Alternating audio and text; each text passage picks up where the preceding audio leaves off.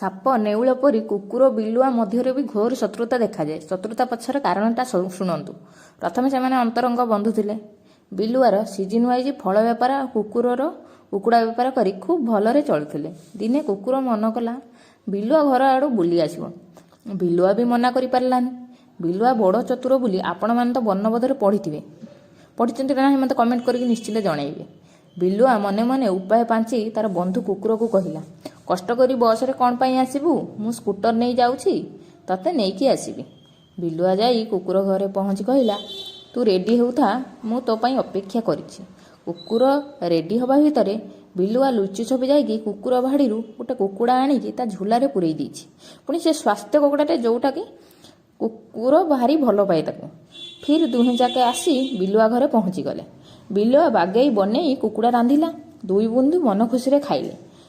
ଟିକେ ବିଶ୍ରାମ ନେଲା ପରେ ବିଲୁଆ କୁକୁରକୁ ଆଣି ତା ଘର ଆଗରେ ଛାଡ଼ି ଦେଇଗଲା। ଉପରେ ବଳି କୁକୁର ତା କୁକୁଡ଼ା ଭାଡ଼ିକୁ ଦାନା ଦେବାକୁ ଯାଇ ଦେଖା ତ ସ୍ୱାସ୍ଥ୍ୟବାନ କୁକୁଡ଼ାଟା ଗାୟବ ହୋଇଯାଇଛି।